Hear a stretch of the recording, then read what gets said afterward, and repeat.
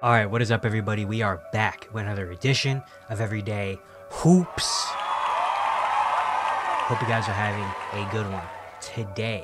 Today's video, we are going to be explaining one thing every team should be excited for going into next season. So for the fans out there of your favorite team, this is one thing that you should be excited for about your team coming into this season. Today we're doing the Eastern Conference. We're doing the Western Conference in a different video, but today we're doing Eastern Conference. So if you're an Eastern Conference fan of a team, then this is the video for you. These are my things that I would be excited for if I was a fan of this team coming into this season. We're going to get into it. Thank you guys for the views on the videos and the shorts recently. I really appreciate it. If you do like the content around here, consider subscribing, turn on notifications, do all stuff like that. I really appreciate it. It really helps out a lot. Join the membership. If you want to learn more about the membership, there's a video on my channel explaining all of it. You can go back and watch that. Link to my Twitter, all that stuff down in the description below. And yeah, don't waste any more of your time. Let's get right into it. So we're going to start off with the Atlanta Hawks. With the Hawks, I put down Trae Young is the guy again. Of course, they made the DeJounte Murray trade a few years ago, and a few years ago, and it didn't really work out. They tried the 2-point guard thing, it didn't really work, and now DeJounte Murray is in New Orleans with the Pelicans because they picked Trae Young over DeJounte, and now Trae Young is the main guy again. He was with DeJounte there, he was still the #1 option, but he had to share with DeJounte. It was more of like a, all right, your turn, now my turn, your turn, my turn. They could never get that synergy going. But now Trae Young is the ball handler again. Before DeJounte got there, it was him. He was the offense. Everything was evolved around him, kind of similar to what James Harden was doing in Houston. And then DeJounte came in and that took a lot away from Trae, and they just didn't work out. And now Trae Young is the guy, the main guy again. And I think that's going to help the Trae Young's numbers statistically. I think he's going to get back to what he was doing, even though he has been good the last couple years. Last year he averaged 25 and almost 11 assists per game. But I think the perception maybe around Trae Young is going to look better. Now with him by himself, that's where he was at his best, where it was just him and everybody else kind of fed off Trae Young. You know, I think that's what made the Hawks better and what made him better. So I think that's going to be good, especially with a lot of guys like Jalen Johnson, Onyeka Okongwu, Clint Capella, Zachary Rasache, Dyson Daniels, a bunch of guys that just aren't going to get in the way. Guys are just going to do what they have to do. So I think it'll be better for Trae Young and for the Hawks. You know, that Trae Young is the guy again. Now, are they going to be better record-wise? Are they going to be a playoff guarantee? I don't know. Only time will tell. But I think I'll be excited for the Hawks because Trae Young is the guy again. I think we're going to get a big Trae Young season next year. For the Celtics, I simply put, you're the best. You're the reigning champs, and you brought that team back. That's what you should be excited for, that you're the best team in the league. The front office took care of everybody. Jason Tatum got the biggest contract in NBA history. Derek White and Jrue Holiday both got extensions. They brought back a lot of the bench guys. Basically, they brought back the same team from last year that were NBA champions. Now, Porzingis is going to miss a little bit of time to start the season, but Porzingis didn't really play that much in the playoff run. You still won the NBA championship, convincingly. So, right now, if you're Boston, you should be excited because you're on top of the world. You're the best team in the league. You have the best roster in the league. And now it's just about, all right, let's go out and let's go get another one. For the Brooklyn Nets, I put direction is picked.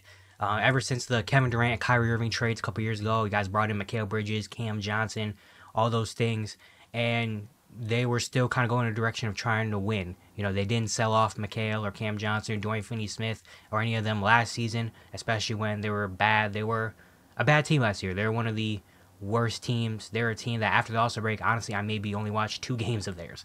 They were not a fun team to watch. They were a bad team. Didn't have a star player.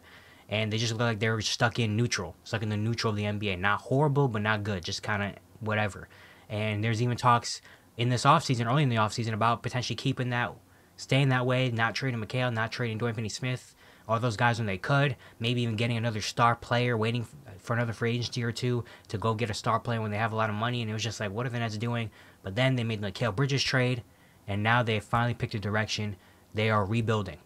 They are going all in on let's suck, let's be bad, and let's start this thing over again, which I think is the right direction to pick. So, tough for Nets fans. They have to go back to being one of the worst teams in the league. They might win 12 games this season, which has been something that the Nets have been, unfortunately, used to in the 2010s, being bad and being rebuilding. But I would be excited because I'm like, all right, now we know what's going to happen. We don't have to come into this season, trying to win, being a 35, 37 win team. We're going to be bad. No expectations. Let's just see how the young guys go. Also, a little bit more exciting. We get to see Cam Thomas fully off the leash. You know, Cam Thomas has always had big moments, but he's never had a full just like, all right, Cam, go ahead, do your thing. Now he's finally going to have that. No one's going to take the ball out of his hands. So maybe they can finally see what Cam Thomas actually is as well. So there's some fun things to be excited for if you're the Nets. You're not going to be winning a lot, but at least you know what the direction is and what we're doing here. For the Charlotte Hornets, I put Brandon Miller year 2.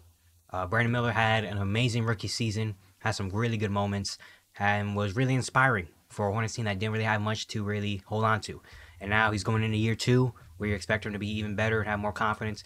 I would put, LaMelo Ball and Brandon Miller playing together, but don't really know what's going to happen with LaMelo Ball. Don't really know how much he's going to be on the court. Injuries have unfortunately taken away a lot from LaMelo the last 2 seasons, and so we can't guarantee that he's going to come in and be healthy this year. Can't guarantee that. So at least we can, be happy that Brandon Miller is coming into year 2, and he's hopefully going to be a lot better than year 1 in year 2, and maybe he turns out, if he has a big year 2, he might be the building block of the future. There's been some conversation and talk, especially with LaMelo Ball's injuries, that, is Brandon Miller the centerpiece of the Hornets, not LaMelo? Is Brandon Miller going to be the guy that they're going to build around in the future? And if Brandon Miller has a big year 2, those talks are going to get even higher and more real.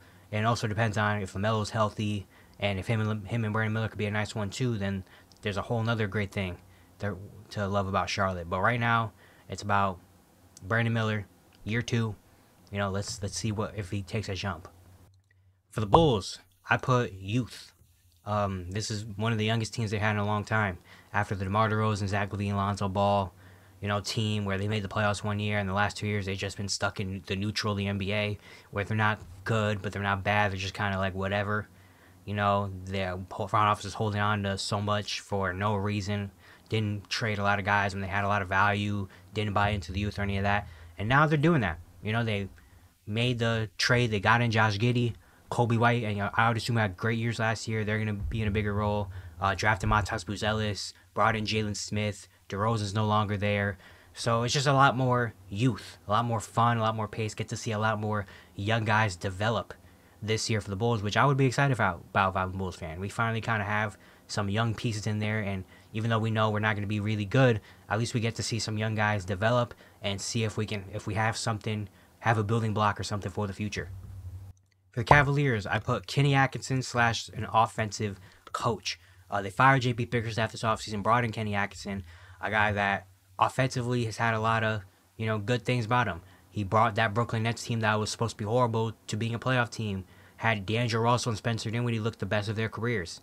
He's been with the Warriors the last few years, where we know about the Warriors offense. And now he comes into Cleveland, where the last couple of years they've been one of the most elite defenses, especially with Jared Allen and Evan Mobley down there, who both got extensions this offseason. And we know about the defense, but offensively, as a Cavs fan personally as well, they get very stagnant. So there's been a lot of times where it's just like, all right, Donovan, do something. Or Darius, do something, even though Darius, hasn't been the greatest. Darius Garland did not have a good season last year. But now with Kenny Atkinson, who does his best with small guards, hopefully it can bring Darius Garland back to what he was doing before, last season. And hopefully maybe finally Darius and Donovan can find a good synergy going there. He's also talked a lot about empowering Evan Mobley on the offensive end, which I think will be a huge step if he can do that. Then that brings his team to a whole other level. But I'm just very excited, and you should be very excited for the Cavs about Kenny Atkinson. He's saying all the right things. And from what we've seen in the past, I think he could be the right coach to really fully unlock this Cavalier team. For the Pistons, I put, it can't get worse. It cannot get worse. Last year was horrible for the Pistons. They won 14 games. They went on a 28-game losing streak. They regressed in a year of rebuilding, which is, in a year 3 of rebuilding, they regressed, which is not something you see that often. They regressed and had a very bad season.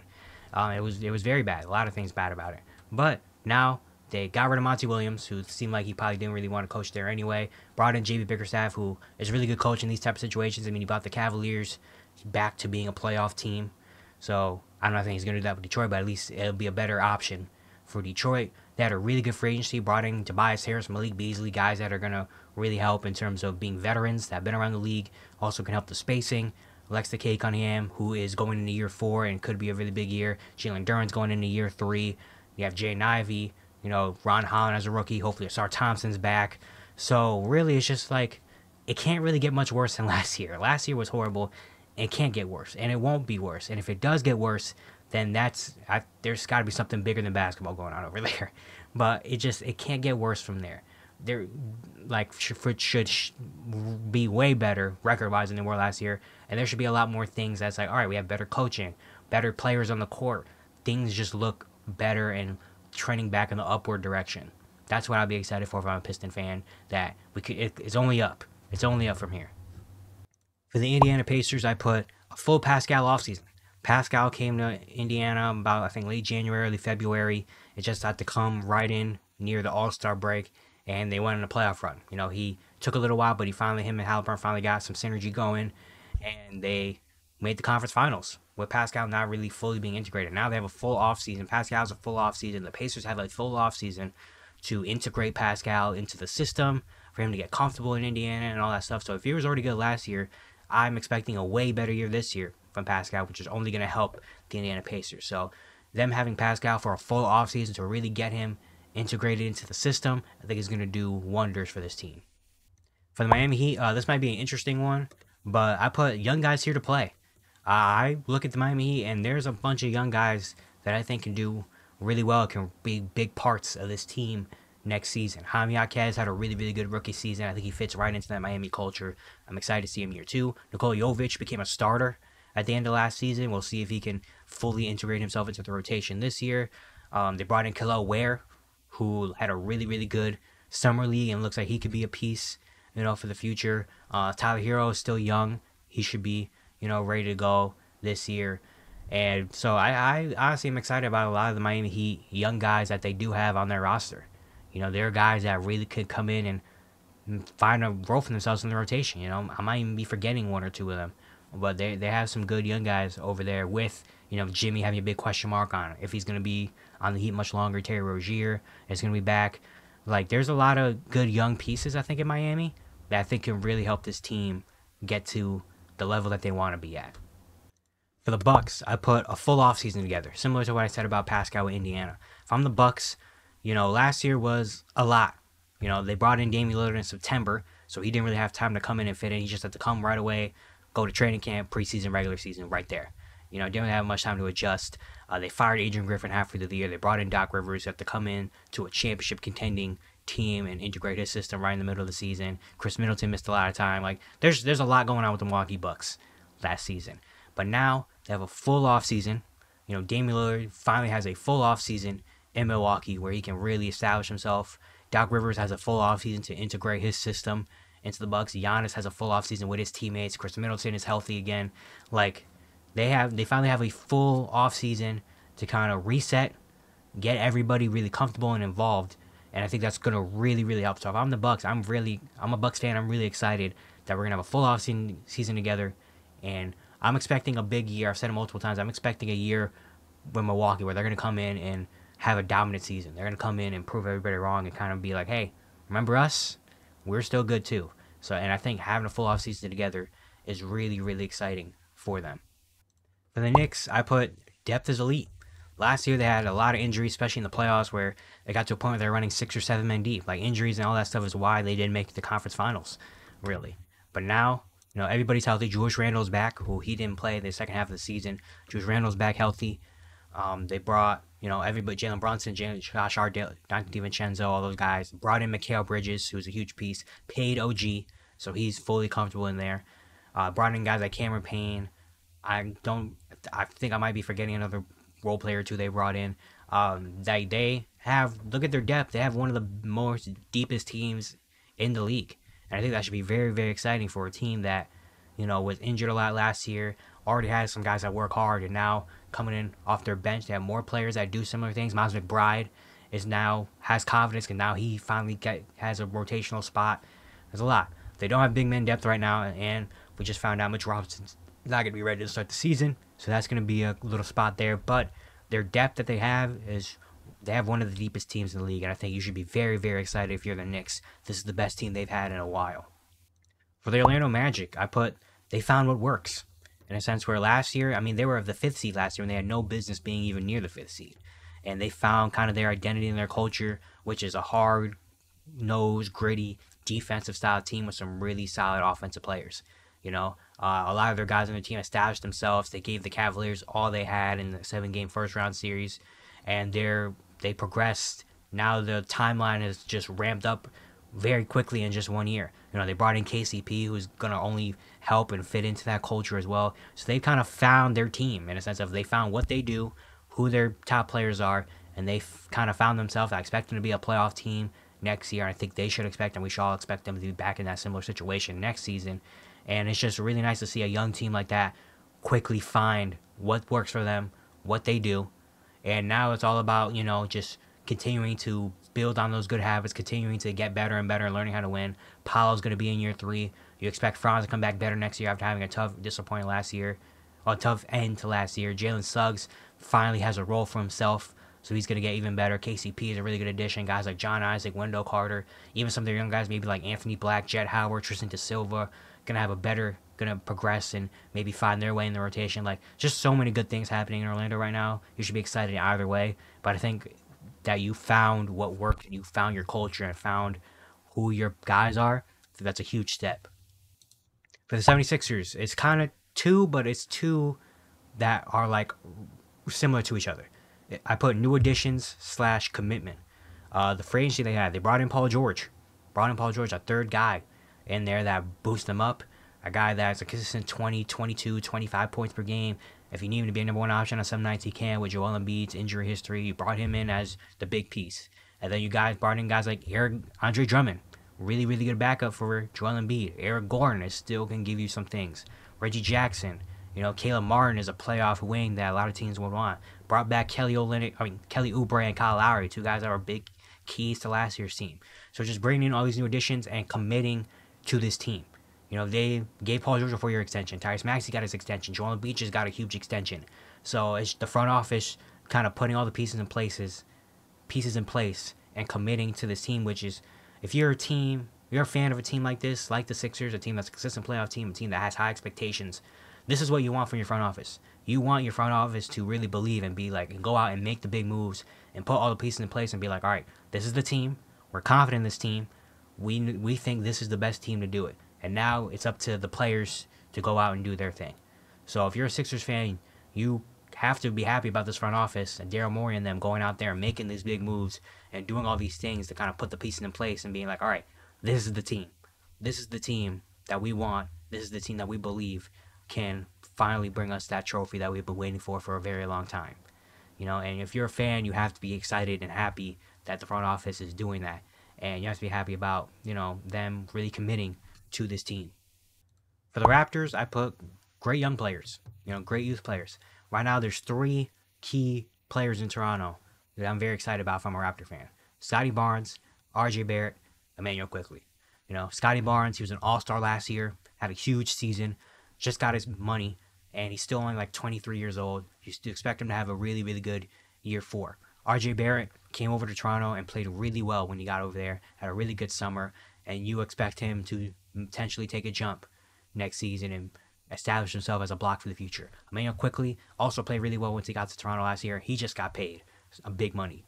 So, like, those 3 guys, you're expecting, obviously you want them to get better and take a jump, but you already know at least what you're going to get from all 3 of them. And I think that's very exciting if you're Toronto. You have these 3 guys, you're like, all right, these are the 3 that we have right now. You know, these 3 could potentially be the keys to our future and us getting back to success. And if you're a Raptor fan, you should be very, very excited that you have those 3 right there in place. And now everyone else is just like what we're going to see from Grady Dick, Jacoby Walter, guys like that. Like, that's just an extra piece add-on. But right now, you already have 3 guys that you kind of know, all right, these 3 can be the guys for the future for us, for this team. And finally, for the Washington Wizards, I put the star could be coming. Now, what I mean by this is you expect the Wizards are going to be bad again. They chose a time to rebuild last year where last year's draft was not the best in terms of star power, in terms of getting a future star player, future all-star, perennial all-star. That was not the draft for that. They picked up Alex Sarr, who I think could be good. I think could be a really, really good player, but I don't think he's ever going to be a star, a centerpiece of a team type of guy, you know? And the Wizards are one of the few teams in the league that don't have that centerpiece, that a guy that's like, all right, this is the future. A guy like Cade Cunningham, Scotty Barnes, LaMelo. They don't have that. They don't have that yet. And they have a team where they picked up a lot of good young players. They have a lot of good young players that I like. Bilal Coulibaly, I think, can be a really good two-way guy. Alex Sarr, once again, I think could be a really, really good, really good player in this league. On another two-way guy, another two-way star. Well, two-way, really, really good player. Corey Kispert's a really good knockdown shooter. Bub Carrington could be a really good guard. Keyshawn George has some good, traits and could have some potential. So they have a lot of really good role players for the future, guys that you could put around the star player, where a lot of teams are the opposite. A lot of teams have the guy, but they don't have the pieces around him. The Wizards have the pieces around them. They don't have the star yet. They don't have the star. And you assume that they're going to have another bad season. You assume they're going to be another 19 to 21, maybe even less win type of team. And with this draft coming up, that means that the Wizards potentially could find their star after this season. A guy like Cooper Flagg or Dylan Harper or a guy like that. If they play the cards right and it works out in their favor, which is still a big if because the draft lottery and all that stuff you can win. I mean, the Pistons won 14 games last year with the 5th pick. But there's the chance and there's the potential that the star, the future centerpiece, could be coming next year. This year, what do you be excited about? Hoping that the young guys, hoping Bilal Coulibaly, Alex Sarr have some good years and whatever. But I think the more exciting thing would be for the future. It could be next year's draft for Washington. I'll be honest, it's the hardest team to do. There's not that much to be excited about for Washington, but the one thing you should be, the star, the centerpiece of their future, could be here very soon. But yeah, that's going to be it for today. I hope you guys enjoyed. Once again, if you do like the content around here, consider subscribing, turn notifications, do all stuff like that. I really appreciate it. It really helps out a lot.